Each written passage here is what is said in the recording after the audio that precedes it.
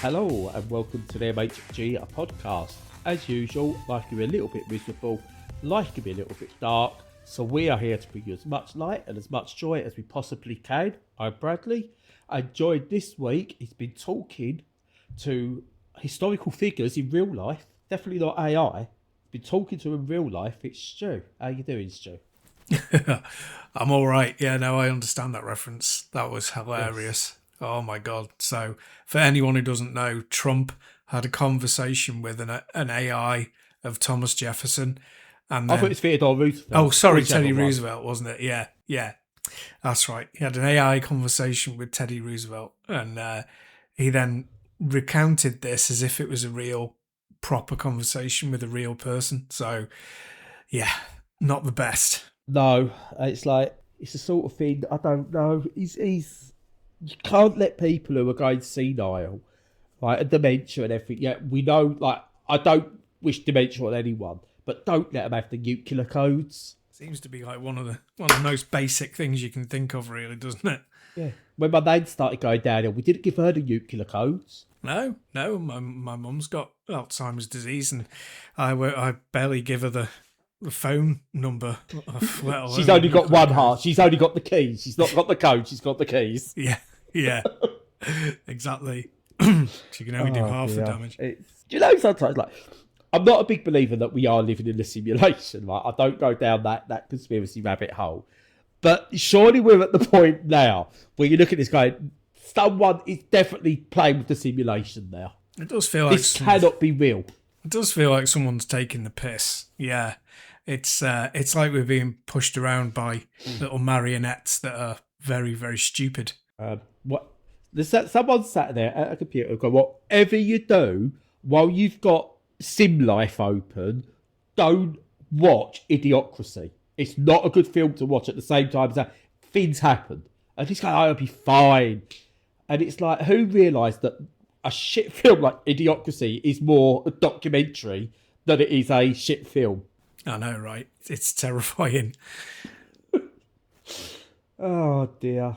Yeah, I don't know what else to say about that. So, do you know what else is terrifying, Stu? What's that? Video games. They really are. And the dark black hole that is Sony. Oh, good Lord. But before we get to them, because it's going to take up most of the conversation, I've not been playing much new. I've been playing catch up this week. I just finished off some of the older games I've been playing. So I've been playing Tunic. I've played it originally, I think, on the Xbox 360 one, something like that. I can't remember which one it was I played it on. Is it that old, really? Yeah, I think it's fairly old. It might be the Xbox One then I played it on. Anyway, I've had it on Steam as well, and I thought, do you know what? Let's play that. While I still can play older games, let's play that. Steam should be safe, but just in case. Do you know what? Really good game. Got to the point where I was struggling to beat some of the enemies, so I just went, do you know what? Let's turn on God mode and just finish the game. And it's a really enjoyable game. A really enjoyable game. Visually looks good. The story's good. I think the challenge is good, even though it got too much for me. But here's a little thing, and this is what I like the games that do this. Put a God mode in your game by default. If you've got a game that's got challenge, put a God mode in. Just let you get through the game. It's not hurting anybody, is it really? I consider this is like somewhat of a Souls-like style challenge game, and it does get brutally difficult. I bounced off it when I first played it after a while because it got too much, and I just went, well, no, I've got to play it properly. So I never got round to it. This time I just put God mode on and went through it. I just enjoyed the hell out of the ending. And it's a really, really good game. Yeah, I think that the developers of Mina the Hollower learned a lot from that game. Yeah. You know, it's got a sort of similar thing of, it's pitched as fairly difficult and quite a challenge, but you can dial that challenge in to whatever you want, really. So, yeah, it's great because I'm the same. I found it really tough, Tunic, and kind of bounced off it quite hard. But it's brilliant that you get those options, and I'm probably going to go back to it at some point and just cheat and go through it all. Yeah, a lot of my problem was some of the later enemies, and like you get the bits where you get like the miasma, like black stuff in there. that can strain your energy. I couldn't get my timings right and stuff like that for rolls out the way, and I was just dying, going back, and it was just like, this isn't fun. So I just went, right, okay, at this point, I can't get any further as it is. I want to see what the end of the game's all about. So, yeah, God mode. Absolutely. Yeah. Single player games, add a God mode. Simple as that. Yeah, too right. But yeah, I've been playing that. It's fun. And it was good to go back to an old game that I owned, because that day might soon be a thing of the past, Stu. Why is that? Yeah, well, just before we go on, just to let the audience know that I've got terrible tooth pain, so if I sound a bit weird, that's what it is. I can't really help it. And I'm on a lot of drugs, not including smack, unfortunately, but I'm on a lot of drugs to try and take away the pain, so it makes me feel a bit fuzzy. Our listeners might ask, though, what's been the excuse all the other weeks? Well, I'm just an idiot. It just comes down to the simple fact. But yeah, they would be quite right to ask that question. But idiocy aside, I'm still quite, strong on and pointed in the clear direction of preservation when it comes to video games. And the announcement that PlayStation are halting production of physical discs in 2028 has been a bit of a hammer blow, to be honest. Now, that might sound a bit kind of ridiculous coming from myself when we talk on the podcast mostly about Steam games. But it's worth bearing in mind that, from a personal perspective, I bought Pragmata this year. The only PS5 game I've bought, and I bought it physically because I like to have the physical copy. I like to be able to resell it if I don't want it anymore and make a little bit of money back and give somebody else a bargain and contribute to the community. And also, if I don't want to sell it, I've got it there permanently. It's just a permanent fixture in what I own. And what also, the second point is, I've bought 3 brand new Mega Drive games in the last sort of 2 or 3 years. So they're brand new made, they've been created. They're not old games that have been put on cartridges. They're brand new games that have been made, put on cartridges, and they're there forever and you can just play them. So even though I am a heavy PC user, I so understand the importance of physical media. And even though the disc is essentially just a token for you to put in your machine and then download the actual game, you can still resell that copy as value. So It's not a perfect system by any stretch, because eventually even the ability to re-download that game will go away and therefore the disc will be useless. But at least in the medium to short term, you've got something that has value and weight and can be traded. And what that means is proper ownership over the IP that you purchased into, and taking that away is really poor from the whole community perspective. But also it opens up the problem of capitalizing on the market, dominating the market, and having no competition. So if you've got a storefront and you can only buy from that storefront, then that breaks anti-competitive laws, or it should. So it's terrible from every angle. I'm pretty sure you feel the same way, but what's your take? So, yeah, the big argument, and I've seen a lot of it, is going, but it's Steam's digital only. The thing is, Steam is a storefront, and they are not saying companies can't make physical PC games. Now, a lot of companies don't make physical PC games because barely any computers these days have disk drives in them. So that's why they generally don't make them, and it was dropping down. But a company could still make a big box physical PC game. Valve are not going to stop them doing that. In fact, Valve will even let you add that game to your Steam collection as a non-Steam game. So they're more than welcome to that. You've got good old games, which again is digital, but allows you proper offline installers. So you can download the game and create your own physical media with stuff like that. So the PC digital market isn't the same as a console digital market. What Sony are doing is closing a full-on closed shop. You will not be able to now, I'm guessing on a PS6, be able to create a physical game, even if you're an independent publisher, and release a physical version of that game, because there's no way of putting it on a PlayStation 6. That's going to be what I think will happen. But what Sony can then do is they can go, God of War 20 or something has been out for a couple of years. We're just making God of War 21. What we want to do is make sure that no one buys God of War 20. We only want to buy the new one, so it's gone. It's just gone. Yeah. You've got no way of getting that again. And that is anti-consumer. And in my opinion with that, what that does is they've taken away the value of a game. They've decided the value of the game is what they decide. So I'm taking from this, if a corporation makes a video game, you are well within your right to pirate that video game if it comes from a corporation. I still say back indies where you can, and get your indie games from places where you can get it either physically or you know you're still going to get access to it down the line.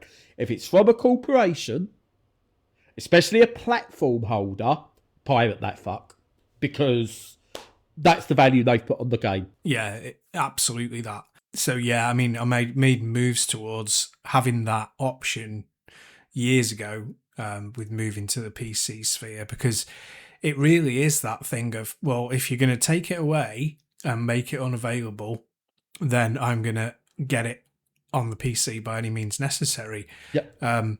And, an example, a perfect exemplar of that is, Outrun 2006. That was literally what I had in my mind. Yeah. And there are lots of examples. Outrun's the perfect example, really, because it's absolutely pointless that it's not available. It's literally just because of licensing, which is, a corporate piece of bullshit. And we've already spoke about you could make that game without the Ferrari license, just red car. Yeah. Exactly.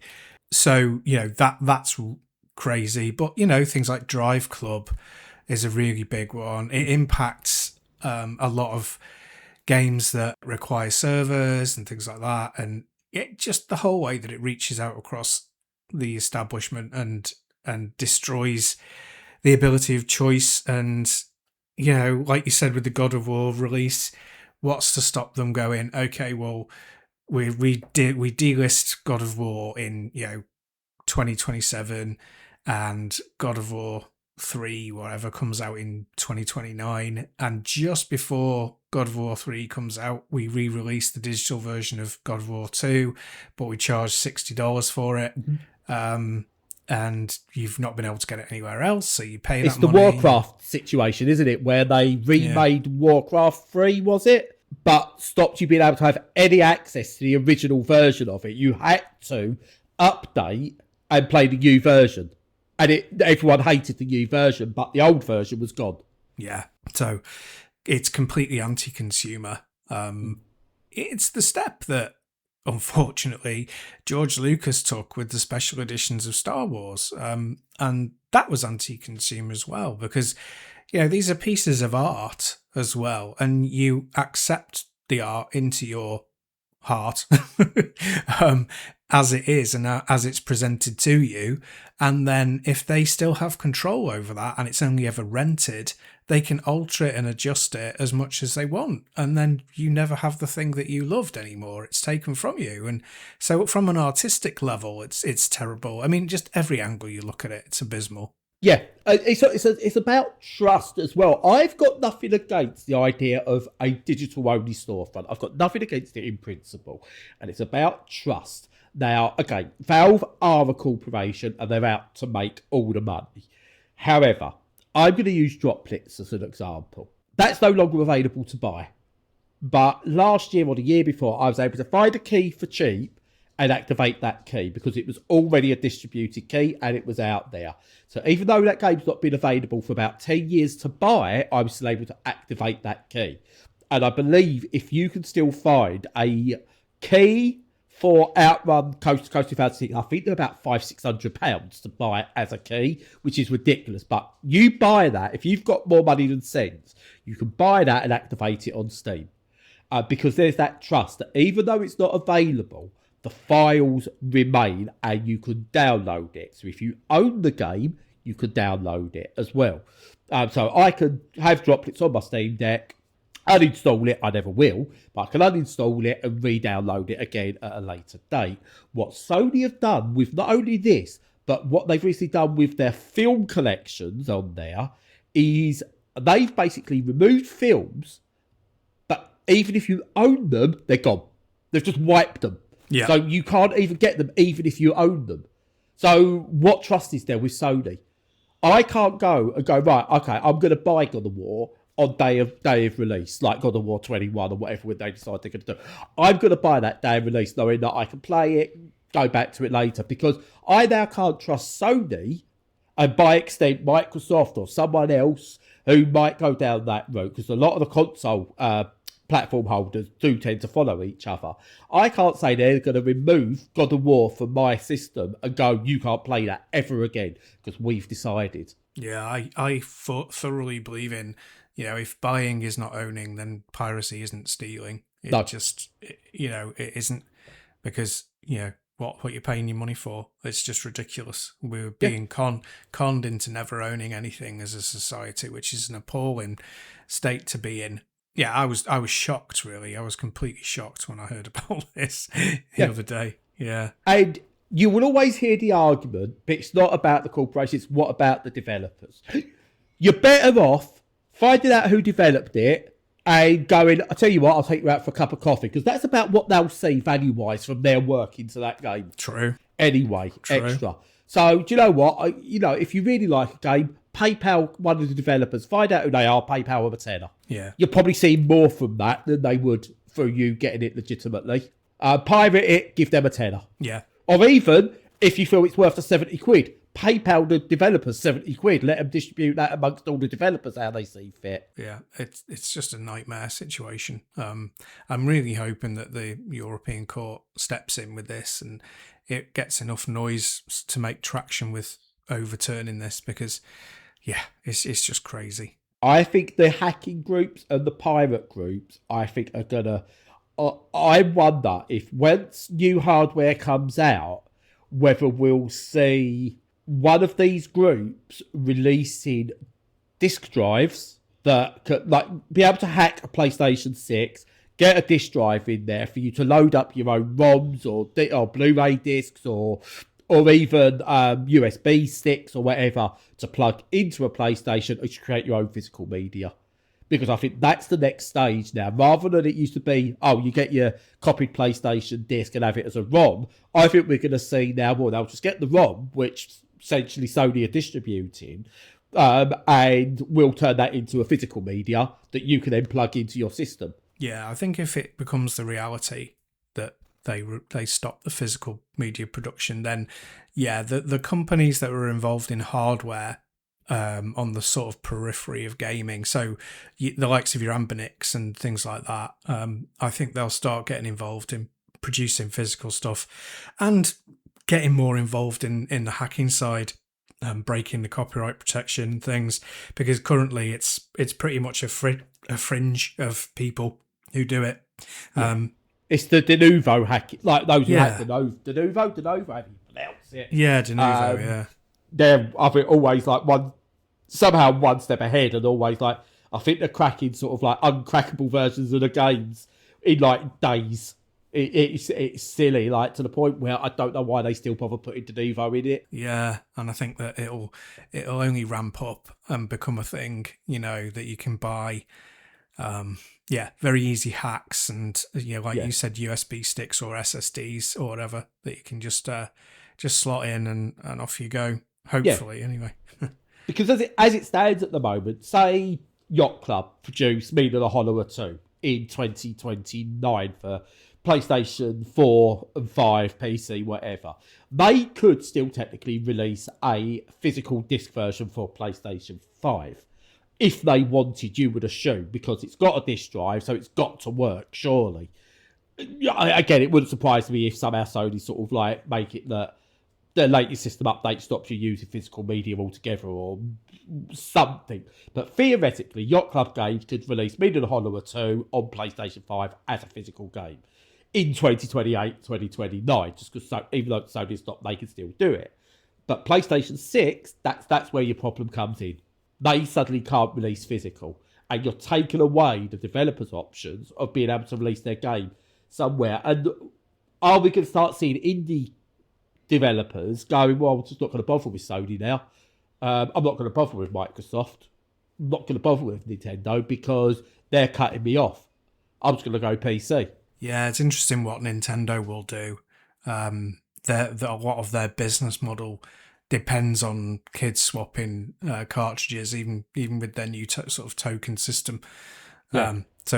What they do, I think, will have a big dependency on whether there's a turnaround by any of the other companies. But yeah. I mean, just to re-emphasize what you said about the storefront thing, you can buy Steam games from, you can buy PC games from like itch.io, Good Old Games, the Epic Store, you can resellers. There's all sorts of places you can get keys from. So it's not as if there's one non-competitive place that you have to get them from. People choose Steam because it's a good option, but it's not the only option, whereas this is. So, yeah, pretty diabolical, really. It is. I'd be interested to see what the new physical media will be.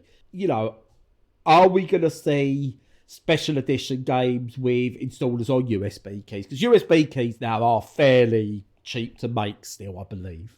So you could easily fit, again, this imaginary Mean and the Hollower 2 that comes out in 2029. That's not a exclusive, by the way. I'm just making this shit up here. They could easily release, that game's going to be what, gigabyte, 2 gigabytes at most if they go down that same design route and everything. Yeah. They could, so a 2 to 4 gigabyte stick is pennies to make. They could easily do, here's your game installer, here's some wallpapers, here's a bit of a soundtrack sampler, some other goodies on there, and we've released it in this nice case with this presentation for this. It costs, on a digital storefront, it costs $15.99 or whatever, but for this physical edition it costs $25.99 because you get all the extra stuff and this physical version. This is what we're releasing. They could do that, and I think that I do wonder whether we'll start seeing a lot of the smaller indies going, here's our game on a stick, and it has, does it have a key for Steam and the installer, or is it just an installer, or what? It'd be interesting to see what the indies do moving forward, and where I think PC's the future. Evercade, I think, have got a real opportunity here now. I think they've got a real opportunity for indies to go, look, here's the Evercade system, here's our specs, release your game as a cartridge on our systems. Yeah. It's interesting. I think we will see a new console come out from someone unexpected that I think will take over Sony and Microsoft especially. Yeah, it's a definite possibility. I mean, the bonus factor of things like the Switch 2 using cartridges is the bus speed. So the USB thing, the only drawback is, it'd be absolutely fine for indie games, but stuff like Forza Horizon 6, where there's a lot of stuff streaming in, it just wouldn't be fast enough to keep up. I don't believe so. It's a guess, but I think pretty confident that it's a correct guess. But cartridge-based systems don't have a much higher bandwidth than that than USB. So there's definitely going to be a gap created in the market, and you could even see perhaps Xbox pivoting to capitalize on this because they're in a terrible state and it might be their way out. So it'd be interesting to see what happens. Could be the reverse 2012, where you had Microsoft release their bullshit, and it's hard to believe this was Sony that done this is how you share games on a PlayStation bit, and everyone, including me, just went, I love it. There was applause, there was whooping and everything, and now Sony have gone down this route. It's disgraceful. No lessons were learned. Pure greed as well. It's not based in anything like, our business model is failing, or the market's shrinking, or anything like that. It's just pure greed. Privacy.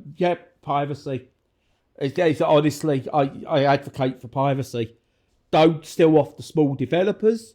Steal off corporations. because they will rob you blind. Yeah, just be careful about how you go about it, but yeah, go for it. Yeah, try. Yeah, like there are. It's a weird thing to say. There are reputable piracy places. There are. Yes. Stick to them. Yeah, just do a bit. All you got to do is be a little bit clever, do a little bit of research. There are repacks that you can get that are from fairly trustworthy sources. Ask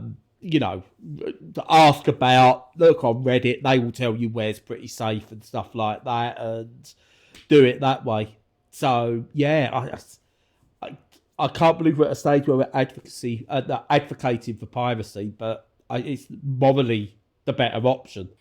Yeah, and I'd say also, start snapping up before the prices get even crazier than they are. Start snapping up games that you want on physical media. The prices are just going to go bananas. Places like CEX are going to start profiting off those, and indeed, yeah, absolutely. And if you can get down to a boot sale early enough before the scalpers, try those places as well. Yeah, and rediscover previous generations as well, like PS2 and 3, and even older than that, 16-bit consoles, and get games on those. PS3 emulation's in a really good place at the moment as well. So if you can't get hold of a system, the emulation scene for that is in a really good place. And PS3, 20 years old now, we're into the realm of that's retro. Oh, absolutely. I mean, brand new. So surely. Yeah. So yeah, there are options. Christ, it's like 1986 is the equivalent when that came out to what would have been 20 years previous to that. Yeah, it's mad. 1986 was that the Mega Drive era yet? Not quite, no. 89. No, we were still in the 8-bit, weren't we? Yeah. Jesus Christ. And everyone was sort of like, then that was super retro, and everyone was already pirating all that stuff because it was retro. So PS3's fair game. PS4's nearly fair game. Oh, aye. Definitely. The emulation's coming on quite nicely with that. Yeah, because I know Gravity Rush 2's the big one they aim for, isn't it? Because there's a fork of that. It seems to have overtaken Bloodborne as the gold standard for PS4 emulation. It does. Yeah. It's coming along beautifully. And I own all those games, so I feel even less, concerned about them because I've got them all digitally, so I just need a way to play them. Indeed, yeah. That's right. If they can fix Drive Club and get PGR working well, I'll be really happy. No, definitely. Drive Club specifically. Just for those raid effects. So great. Oh, brilliant. Once they patch those in. So it's good. honestly like you look at it and go, right, look, you could actually go, base all games around the graphics engine for Drive Club, no one's going to be upset. I would think so. Yeah. But I will point out, actually, can I go good guy Ubisoft for a second? Briefly. Weirdly. We know about all their accessible settings and they're really good around accessibility. But what they've done, they are, whether you agree with a remake of a game that's not that old, but Assassin's Creed Black Flag Resynced or whatever it's called is basically coming out soon. And Ubisoft have made sure that is Steam Deck verified and therefore Steam Machine verified, and have decided by the looks of it, based on their statements, they are going to target making sure all their future games have a base level to work on a Steam Deck. And I like the sound of that it's one of the bigger companies going, we want people to play our games, so we are going to try and get a base level that they work on. And I think that's what a lot of these places have got to do now. What a great move that is. Yeah, I think it's a really great idea because basically, there's going to be no progression in hardware. No. Well, it's going to be so slow because of the RAM crisis. Yeah. So, making most of what you've got is so important. Base level scale up rather than start beyond what people have and scaling down. That's not how you get good optimization. Base level and scale up, you can optimize stuff. Oh, fuck. You can get higher res graphics, whatever you need, going upwards. It's very hard to come down. Whereas if you go Steam Deck is our base level, that level system, anything above that should run this game fine. Yeah, definitely. I'd love to see people move away from Unreal Engine 5 as well. And, start. To Unreal Engine 4 or 3, not to Unreal Engine 6, because that'll probably be even worse. Yeah, precisely. Yeah. Yeah, if they stop all the sexual misconduct, Ubisoft would be good. Yeah, don't. I don't know if they still do. It's the fact they haven't had a complete house clearance yet.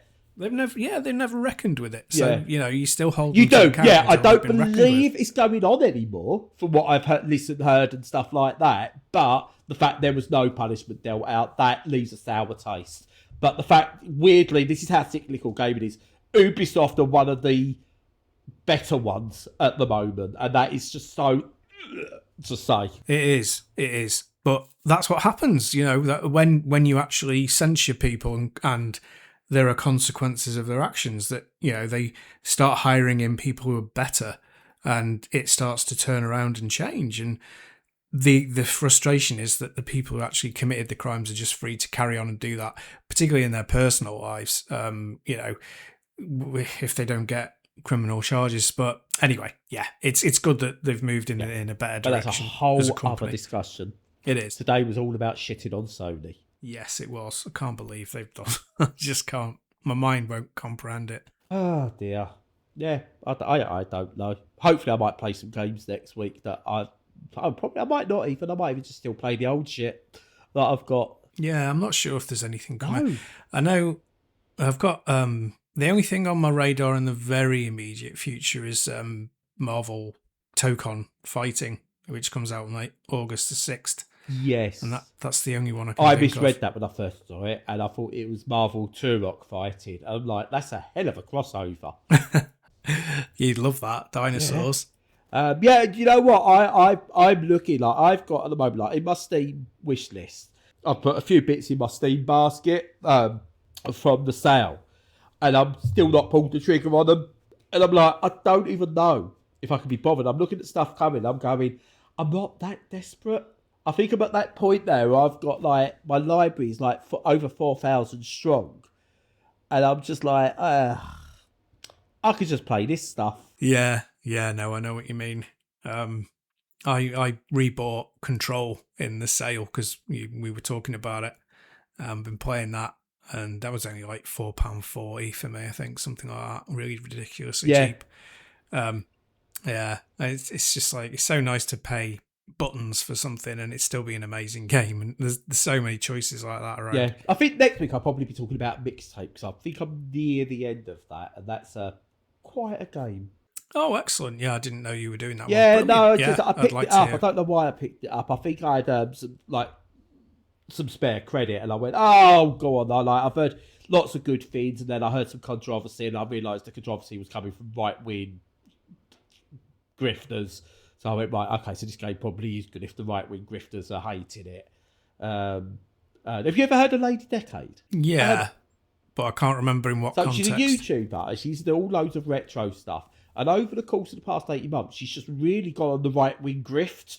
And this was one of the games she was attacking. Right. And she was attacking how people reacted to the kiddie fiddlers getting up, going, well, how can you expect us not to get blah, blah, blah, when they're putting in children like this? Like, that's not what the concept of Diana was in Pragmata and stuff like that. But she's backing, like, the weirdos and everything. And she's gone right down the right-wing grift and everything like that. And it's just like, people will just always go where the money is on that side. And it's so horrible to see. And she was one of those. She was talking about the controversy about mixtape.